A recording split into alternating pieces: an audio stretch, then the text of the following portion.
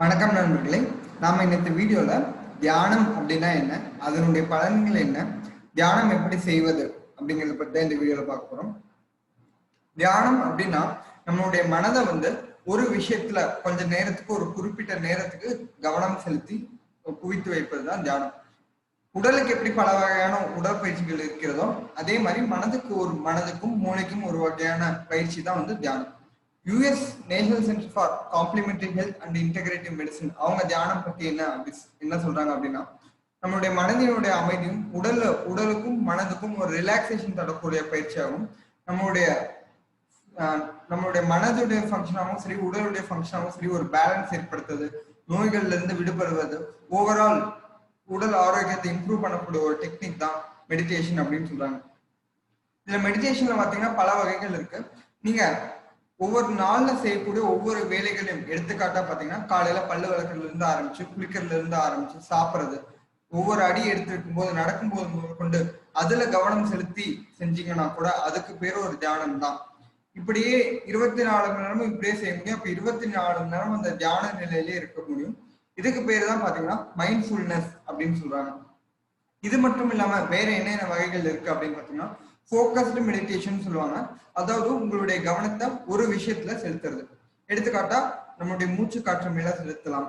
இல்லைன்னா நம்மளுடைய கோல்ஸ், அதாவது நம்மளுடைய வாழ்க்கையோட குறிக்கோள், லட்சியங்கள், இதை பத்தி நம்ம நினைக்கிறது, அதை பத்தி கிரியேட்டிவ் விஷுவலைசேஷன், அது நடந்தா எப்படி இருக்கும் அப்படிங்கிற மாதிரி எதிர்காலத்துல சிந்திச்சு அதை பத்தி நடக்கிற மாதிரி பார்க்கறது. இல்ல நமக்கு ஏதோ ஒரு உடல்ல ஒரு பகுதியில நோய் இருக்கு அப்படின்னா அது மேல கவனம் செலுத்தி அது குணமாகிற மாதிரி சிந்திப்பது.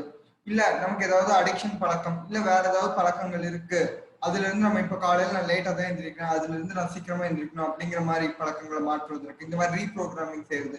இல்ல நம்ம ஒரு புதுசா கண்டுபிடிக்க போறேன், அதுல இம்ப்ரூவ்மெண்ட் வேணும் அப்படிங்கிற மாதிரி ஒரு இன்ட்யூஷன் திங்கிங் அந்த மாதிரி. இல்ல நம்ம ஒருத்தங்களுக்கு நன்றி சொல்ற விதமாகவோ, இல்லை நம்ம இன்னொருத்தவங்க பிளஸ் பண்ற விதமாகவோ, இந்த மாதிரி எந்த வகையான விஷயத்துல நீங்க ஃபோக்கஸ் செலுத்தி கூட நம்ம செய்ய முடியும். இன்னொரு வகையான மெடிடேஷன் என்ன அப்படின்னு பாத்தீங்கன்னா, மெடிடேஷன் செய்யும் போது சில பேர் மந்திரங்கள் சொல்லுவாங்க. மந்திரங்கள் மேல கவனம் செலுத்தி மந்திரங்கள் சொல்லுவதை ஒரு தியானமாக செய்வாங்க. சில பேர் அது கூட சேர்த்து ஒரே மந்திரத்தை 108 தடவை அந்த மாதிரி சொல்றதும், அது கூட ஜபமாலையும் சேர்த்து பயன்படுத்துவதும் இருக்கு. இது மட்டும் இல்லாம சவுண்ட் பேஸ்ட் மெடிடேஷன் அப்படின்னு சொல்லுவாங்க. அதுல பாத்தீங்கன்னா சில வகையான ஒலிகளை கேட்டு அதன் மீது கவனம் செலுத்துவது, அதன் மீது தியானம் செய்வது அந்த மாதிரி. இதுவும் இல்லாம பாத்தீங்கன்னா ஓப்பன் மானிட்டரிங் அப்படின்னா, நம்மளுடைய எண்ணம் எங்க போகுது அப்படிங்கிற ஒரு விஷயத்துல பர்டிகுலரா குவிக்கிறதுக்கு பதிலாக நம்ம எண்ணம் எங்கெங்கெல்லாம் போகுது அப்படிங்கிறத நம்ம அப்படியே ஓப்பனா கவனிக்கிறது. நம்ம எண்ணம் எங்கெங்கெல்லாம் அழைப்பாயுதோ அது எல்லாத்தையுமே நம்ம கவனிச்சுட்டு நமக்குள்ள இருக்கக்கூடிய சப்ரஸ்டா இருக்கக்கூடிய தாட்ஸை வெளியில விடுறது. ஸோ அல்டிமேட்டா பாத்தீங்கன்னா தியானம் அப்படிங்கிற பாத்தீங்கன்னா ஒருத்தங்களுடைய தன்னை பற்றிய அறிவு அதிகரிச்சுக்கிறதுக்காகவும் முக்தி நிலையை அடைவதற்காகவும் தான் தியானம் அல்டிமேட்டா ஹெல்ப் பண்ணுது.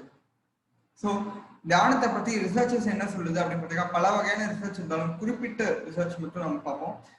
இந்த மாதிரி 8 வாரம் மினிமம் தியானம் பயின்றவர்களோட மூளையை ஃபங்க்ஷனல் எம்ஆர்ஐ எடுத்து பார்க்கும்போது பார்த்தீங்கன்னா, தன்னை பற்றிய அறிவு, பொறுமை, மற்ற உயிர்கள் எடுத்து அன்பு செலுத்துவது, இந்த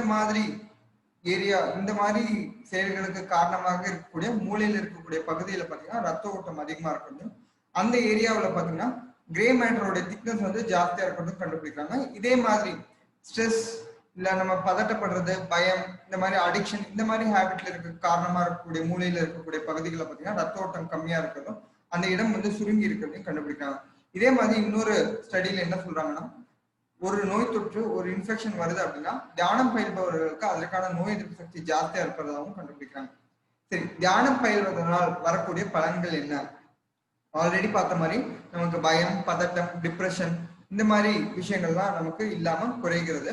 அது மட்டும் இல்லாம பெயின் டாலரன்ஸ், அதாவது வலியை பொறுத்தக்கூடிய தன்மை அதிகரிக்குது. எடுத்துக்காட்டா பாத்தீங்கன்னா, இப்ப ஒரு உடற்பயிற்சி செய்யணும், இல்ல ஒரு நாள் ஃபுல்லா ஜாஸ்தியா வேலை செஞ்சுட்டு இருக்கோம், இல்ல நின்றுகிட்டே செய்யற வேலை அப்படின்னு பாத்தீங்கன்னா அதுக்கு வரக்கூடிய வலிகள் பாத்தீங்கன்னா இந்த தியானம் பயில்பவர்களுக்கு அது கம்மியா இருக்கும். அது மட்டும் இல்லாம பாத்தீங்கன்னா ஒரு நாள் ஃபுல்லா எனர்ஜெட்டிக்கா இருக்கிறதுக்கும், நம்மளுடைய பாசிட்டிவ் மைண்ட் செட் இருக்கிறதுக்கும், அது மட்டும் இல்லாம தூக்கத்தினுடைய நேர அளவு மொத்தமாக குறைவதற்கும் உதவியாக இருக்கிறது. அமெரிக்கன் ஹார்ட் அசோசியேஷன் என்ன சொல்றாங்க அப்படின்னு பாத்தீங்கன்னா, நம்மளுடைய இருதய சம்பந்தமான ஹெல்த்துக்கு, இருதய சம்பந்தமான நோய் இருக்கக்கூடியவர்கள் தியானம் பயில்வதனால் அவர்களுக்கு அதுல இம்ப்ரூவ்மெண்ட் இருக்கு அப்படிங்கிறது சொல்லியிருக்காங்க. இது மட்டும் இல்லாம ஒவ்வொரு நோய்களுக்கும் ஸ்பெசிஃபிக்கா வந்து அதுக்கு ஸ்பெசிஃபிக்கா ரிசர்ச்சஸ் பண்ணியிருக்காங்க. எடுத்துக்காட்டா சொல்லணும்னா இரிட்டபிள் பவல் சிண்ட்ரோம், தூக்கமின்மை, வயதானவர்களுக்கு வரக்கூடிய ஞாபக மறதி, இல்ல ஒரு இன்சிடென்ட்டுக்கு அப்புறம் ரொம்ப டிப்ரெஷன் ஆகுது, அதாவது போஸ்ட் டொமேட்டிக் ஸ்ட்ரெஸ் டிசார்டர் சொல்லுவாங்க, இந்த மாதிரி. ஈவன் கேன்சர், புற்றுநோய்க்கு கூட ரிசர்ச் நடந்து இது எல்லாமே தியானம் வந்து இது எல்லாத்துலயும் பெனிஃபிஷியலா இருக்கு அப்படிங்கறத கண்டுபிடிச்சிருக்காங்க. தியானம் வந்து நம்ம இருக்கக்கூடிய இடங்கள்ல செய்ய வேண்டிய, இப்ப நாம ஆபீஸ்ல இருக்கோம்னா அங்க செய்ய வேண்டியது கூட ரொம்ப முக்கியமானதான். இப்ப நான் ஸ்கூல் படிக்கும் போதெல்லாம் பாத்தீங்கன்னா எனக்கு வந்து காலையில ஒரு 10 மினிட்ஸ், ஈவினிங் வந்து ஒரு 10 மினிட்ஸ் வந்து மெடிடேஷன் பீரியட், ஒரு டே 20 மினிட்ஸ் வந்து ஸ்கூல்ல கண்டிப்பா இருக்கும். அது வந்து டீச்சர்ஸ் வந்து உட்காந்துட்டு எல்லா ஸ்டூடெண்ட்ஸும் கரெக்டா பண்றாங்களா அப்படிங்கிறத கவனிப்பாங்க. ஸோ ஈவன் கூகுள் கூட 2007ல இருந்து அவங்களுடைய பணியாளர்களுக்கு தியான பயிற்சிகள் வந்து கண்டிப்பா கொடுக்குறாங்க. அது மட்டும் இல்லாம பாத்தீங்கன்னா கிளினிக்கல் சைக்காலஜி, சைக்காட்ரி எல்லாம் பாத்தீங்கன்னா இந்த அடிக்ஷன், அதாவது ஒண்ணு இப்ப குடிப்பழக்கத்துக்கு அடிக்ஷன் ஆயிருக்கவங்க, சிகரெட் பழக்கத்துக்கு அடிக்ஷன் ஆயிருக்கவங்க, இந்த மாதிரி அடிக்ஷன்ல இருந்து வெளியில வர்றவங்களுக்கு வெளியில வர்றதுக்கு உதவியா தியானத்தை வந்து ஒரு டூலா பயன்படுத்துறாங்க. சரி, இப்பொழுது எனக்கு தியானம்னா என்னன்னே தெரியாது, எப்படி தொடங்குவது அப்படின்னு கேட்டீங்கன்னா, நான் ஆல்ரெடி ஒரு வீடியோ வந்து 1 மினிட் மெடிடேஷன் பத்தி ரொம்ப சிம்பிளா பிகினர்ஸ்க்கு நான் போட்டிருக்கேன். அதோட வீடியோட லிங்க் நான் உங்களுக்கு மேல தரேன், அதை கண்டிப்பா நீங்க செக் பண்ணி பாருங்க. தியானம் அப்படிங்கிறது என்ன அப்படின்னா, உங்களோட லைஃப் வந்து ஒரு அவேர்னஸ் இன்க்ரீஸ் பண்றதுக்காக, அதோட விழிப்பு நிலையை அதிகரிக்கிறதுக்காக தானே தவிர, உங்களோட கம்பல்சரி மோட்ல உங்களுடைய எண்ண ஓட்டங்கள் எல்லாத்தையும் குறிச்சு நீங்க எதுவுமே சிந்திக்க கூடாது, ஒரு பொருள்ல தான் சிந்திக்கணும் அப்படிங்கிற மாதிரி ஒரு ஃபோர்ஸ் பண்ணி கிடையாது. இப்போ ஃபர்ஸ்ட் டைம் நீங்க பண்ணும்போது பாத்தீங்கன்னா உங்க எண்ண ஓட்டம் வந்து பல விஷயங்களை திங்க் பண்ணும். ஸோ நீங்க 5 நிமிஷம் தான் பண்ணிருப்பீங்க, 5 நிமிஷத்துல 1 நிமிஷம், ஏன் 30 செகண்ட் கூட உங்களால எதுலையுமே கான்சென்ட்ரேட் பண்ணிருக்க முடியாது. பல விஷயங்களை நீங்க திங்க் பண்ணிருப்பீங்க, அதை பத்தி நீங்க கவலையே பட வேண்டியதில்லை. அது கூட ஒரு தியானம் தான் இனிஷியல் ஸ்டேஜ்ல. ஸோ அந்த மாதிரி நீங்க எவ்வளவு தடவை இந்த மாதிரி கான்சென்ட்ரேஷனே பண்ண முடியலனாலும் பரவாயில்ல, நீங்க எதை பத்தியும் கவலைப்படாம திரும்ப திரும்ப பண்ணுங்க. உங்களுக்கு போக போக பாத்தீங்கன்னா உங்களுடைய மைண்ட்ல வந்து இம்ப்ரூவ்மெண்ட் இருக்கிறத நீங்களே பார்க்கலாம். சரி, அடுத்ததாக எந்த இடத்தில் உட்கார்ந்து தியானம் செய்யலாம் அப்படின்னு கேட்டீங்கன்னா, எந்த இடமும் ஒரு ரெஸ்ட்ரிக்ஷன் கிடையாது, நீங்க எங்க வேணா உட்கார்ந்து தியானம் செய்யலாம். இப்ப நீங்க ஆபீஸ்ல இருக்கீங்க அப்படின்னா ஆபீஸ்லயே உட்காந்து, இல்ல வீட்டுல இருக்கவங்க வீட்டுல ஸ்பெசிபிக்கான இடம் இருக்கு அப்படிங்கிறவங்களும் அதுல உட்காந்து தனியான அறையில உட்காந்து தியானம் செய்யலாம். இனிஷியலா தியானம் பழகிறவங்களுக்கு பாத்தீங்கன்னா ஒரு தனி அறை, அமைதியான அறை, அந்த மாதிரி யாரும் போயிட்டு வர மாதிரி இல்லாம இருக்கிறது, அந்த மாதிரி பண்ணீங்கன்னா உங்களுக்கு தியானம் இனிஷியலா வந்து ஜாஸ்தி டிஸ்ட்ராக்ஷன்ஸ் இல்லாம இருக்கும். பழகும் போது பாத்தீங்கன்னா டிஸ்ட்ராக்ஷன்ஸ் குறைச்சிருந்தீங்கன்னா உங்களுக்கு வந்து கவனம் வந்து சீக்கிரம் வந்து சேரும். அதனால அந்த மாதிரி பண்ணலாமே தவிர, நீங்க மற்றபடி எங்க ஒரு தரையில உட்கார்ந்தும் பண்ணலாம், ஒரு யோகா மேட்ல இல்ல சேர்ல உட்காந்து எங்க வேணாலும் பண்ணலாம். ஆனால் தியானத்துல வந்து ஒரு சிறப்பு என்ன பாத்தீங்கன்னா, கூட்டு தியானத்துல வந்து உங்களுக்கு வந்து பலன் வந்து ஜாஸ்தி. ஏன் அப்படின்னா, உங்களுக்கு வந்து மைண்ட் வந்து ஒரு விஷயத்துல குவியல அப்படின்னாலும் அங்க பல பேர் உட்கார்ந்து பண்ணிட்டு இருப்பாங்க, அத்தனை பேரும் தியானம் செய்யணுங்கிற அதே மைண்ட் செட்ல இருப்பாங்க. அதுல ஒருத்தங்களுக்கு வந்து தியானம் தொடங்கும் போது பாத்தீங்கன்னா மத்தவங்க எல்லாருமே அதே எனர்ஜி ஃபீல்டுக்குள்ள வந்துருவாங்க. சோ அதுல வந்து வரக்கூடிய கவனம்ங்கிறது பாத்தீங்கன்னா ரொம்ப ஜாஸ்தியா இருக்கும். நமக்கு வந்து மன சிதறல் அப்படிங்கிறது கம்மியா இருக்கும். சோ அதுல வந்து பாத்தீங்கன்னா ஒவ்வொருத்தவங்களுக்குமே அதுல வந்து பெனிஃபிட் தான். சரி, தியானம் வந்து எந்த நிலையில், எந்த பொசிஷன்ல அமர்ந்துட்டு செய்யலாம் அப்படின்னு பாத்தீங்கன்னா, எந்த பொசிஷன்ல வேணா அமர்ந்துட்டு செய்யலாம். சேர்ல உட்காந்துட்டு செய்யலாம். உங்களுக்கு ஏதேனும் ஒரு ஆசனங்கள் தெரிஞ்சால் அந்த ஆசனத்துல அமர்ந்து செய்யலாம். சப்பனங்கள் போட்டு செய்யலாம், சுகாசனம் சொல்லுவோம்.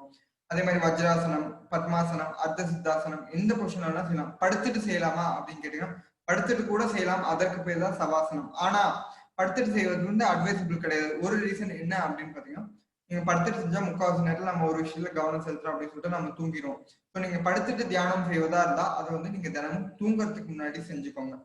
சரி, இன்னொரு ரீசன் என்ன அப்படின்னு பாத்தீங்கன்னா, தியானம் செய்யும் போது முதுகுத்தண்டு வந்து நேராக இருப்பது வந்து ரொம்ப அவசியம். ஏன் அப்படின்னா, நம்மளுடைய குண்டலினி சக்தி வந்து மூலாதார சக்கரத்துல இருந்து எப்பவுமே மேல எழுந்து வர்றதுக்கு தான் ட்ரை பண்ணும். ஸோ நீங்க நேரா அமரும் போது தான் அதற்கான ஒரு வாய்ப்பு கொடுப்பீங்க. மற்ற டைம் வேற பொசிஷன்ல குனிஞ்சுட்டு உட்கார்ந்து இருக்கும் போது பாத்தீங்கன்னா அதற்கான வாய்ப்பு இருக்காது. சரி, தியானம் வந்து எவ்வளவு நேரம் செய்யலாம் அப்படின்னு கேட்டீங்கன்னா, எந்த லிமிடேஷன்ஸுமே கிடையாது. நான் இதுக்கு முன்னாடி சொன்ன வீடியோலையும் பாத்தீங்கன்னா 1 மினிட் மெடிடேஷன் தான் சொல்லியிருப்பாங்க. ஒரே ஒரு நிமிஷம் செய்வதனால பலன் இருக்கா, பலன் எதுவும் இல்லையா அப்படின்னு கேட்டீங்கன்னா அப்படி கிடையாது. ஒரு நிமிஷம் செஞ்சாலும் நீங்க எவ்வளவு நிமிஷம் செஞ்சாலும் நீங்க எப்படி செய்றீங்க அப்படிங்கிறத பொறுத்து தான் பலன். ஸோ ஒரு நிமிஷம் மெடிடேஷனுக்கும் பூரண பலன் இருக்கு. ஸோ பட் வெஸ்டர்ன் சயின்டிஸ்ட் மினிமலா ஆராய்ச்சி என்ன சொல்லியிருக்காங்க, மினிமலா ஒரு நாளைக்கு 8 நிமிஷம் பண்றவங்களுக்கு நல்ல பெனிஃபிட்ஸ் தெரியும் அப்படிங்கிறத சொல்லியிருக்காங்க. ஸோ எந்த டைம் ஆஃப் தி டே, ஒரு நாள்ல எந்த நேரத்தில் செய்வது வந்து சிறந்தது அப்படின்னு கேட்டீங்கன்னா, எந்த வகையான லிமிடேஷன்ஸ் கிடையாது. ஒரு நாளைக்கு எப்ப செய்யலாம் அப்படிங்கன்னா, எப்ப வேணா செய்யலாம். காலைல எந்திரிச்சோடனே செய்யலாம், நைட் தூங்க போறதுக்கு முன்னாடி செய்யலாம், சாப்பிட்ட உடனே செய்யலாம், எப்ப வேணா செய்யலாம். பட் ஆனா சிறந்தது அப்படின்னு கேட்டீங்கன்னா விடிய காலை 4 to 6, இல்லாட்டி நீங்க எழுந்த உடனே முதல்ல இருக்கக்கூடிய கொஞ்சம் எழுந்த உடனே முதல் 1 மணி நேரத்துக்குள்ள இருக்கக்கூடிய நிமிஷங்களை நீங்க பயன்படுத்திக்கணும்னா சிறப்பானது. சாப்பிட்றதுக்கு அப்புறம் செய்யலாமா அப்படின்னு சில பேருக்கு கண்டிப்பா சந்தேகம் இருக்கும். மெடிடேஷன் செய்வதற்கு சாப்பிட்றதுக்கு அப்புறம் செய்யலாமா அப்படிங்கிறது எந்த வகையான தடையும் கிடையாது. ஆனா சாப்பிட்றதுக்கு அப்புறம் செய்யும்போது பாத்தீங்கன்னா மெடிடேஷன் செய்யும்போது அவங்களுக்கு தூக்கம் வர மாதிரி இருக்கும். பிளஸ் அவங்களுக்கு மத்த விஷயத்துல அவங்களுக்கு வந்து டைஜஷனுக்காக நிறைய எனர்ஜி ஸ்பெண்ட் ஆகுறதுனால இதுல வந்து கான்சன்ட்ரேஷன் கரெக்டா வராது. பிளஸ் அந்த டைம் செய்யக்கூடிய மெடிடேஷன் வந்து கொஞ்சம் பெனிஃபிட்ஸ் கம்மியா இருக்கும் அப்படிங்கறதுனாலதான் வந்து செய்ய வேண்டாம்னு சொல்றாங்களே தவிர மற்றபடி இந்த வகையான லிமிடேஷன்ஸும் கிடையாது.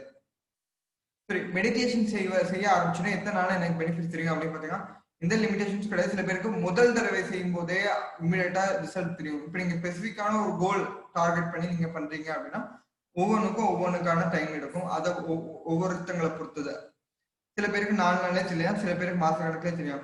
சில பேர் வந்து பாத்தீங்கன்னா பல பேர் வந்து ஒரு சூப்பர் நேச்சுரல் பவர்ஸ்க்காக மத்தவங்க மனசுல என்ன நினைக்கிறாங்கன்னு தெரியறதுக்காக இல்ல பொருள்களை தொடாம இந்த மாதிரி விஷயங்களுக்காக நீங்க ட்ரை பண்ணி நீங்க அதுக்காக கிடைக்கல அப்படிங்கிற மாதிரி நீங்க ஒரு போக தேவை. மெடிடேஷன்ல எல்லா திங்ஸுமே பாசிபிள். பட் இதுக்காக நீங்க ஸ்பெசிஃபிக்கா பிராக்டிஸ் பண்ணி இப்படி கிடைக்கல அப்படிங்கிறது நீங்க அதுக்காக நீங்க மெடிடேஷன் பண்ணி அதை நிறுத்துறது வேண்டாம். ஸோ எந்த மெடிடேஷன் பெஸ்ட் அப்படின்னு கேட்டீங்கன்னா அப்படி எதுவுமே கிடையாது. நீங்க நூற்றுக்கணக்கான மெடிடேஷன் கத்துக்கணுங்கிறது அவசியம் கிடையாது. ஏதோ ஒரு மெடிடேஷன் ஒன்னே ஒண்ணு கத்துக்கிட்டு அதை மட்டுமே நீங்க கம்ப்ளீட்டா ஃபாலோ பண்ணி அதுலயே நீங்க மாஸ்டர் பண்ணீங்கனாலே அதுல இருந்தே உங்களுக்கு எல்லா வகையான விஷயங்களும் கிடைக்கும். ஸோ மெடிடேஷன் ஏதோ ஒன்றும் ரிலிஜனுக்கு சம்மந்தப்பட்டதா ஏதோ ஒன்று மதம் சார்ந்ததா அப்படின்னு கேட்டீங்கன்னா அந்த மாதிரி கிடையாது. அது ஒரு மனதிற்கான ஒரு பயிற்சி. அனைத்து வகையான ரிலிஜன்களையும் மெடிடேஷன்ங்கிறது இருந்துக்கு எல்லாத்துலயும் அட்வைஸ் பண்றாங்க. ஸோ அது எந்த மதத்துக்கும் சார்ந்தது கிடையாது. இதே மாதிரி மெடிடேஷன் பத்தி இன்னும் பல வரும் நாட்கள்ல பல பயனுள்ள தகவல்களை பார்ப்போம். உங்களுக்கு மெடிடேஷன் பத்தி வேற ஏதாவது சந்தேகங்கள் இருந்தா அதை கண்டிப்பா கமெண்ட்ல தெரிவிங்க. அடுத்த வீடியோல பார்ப்போம்.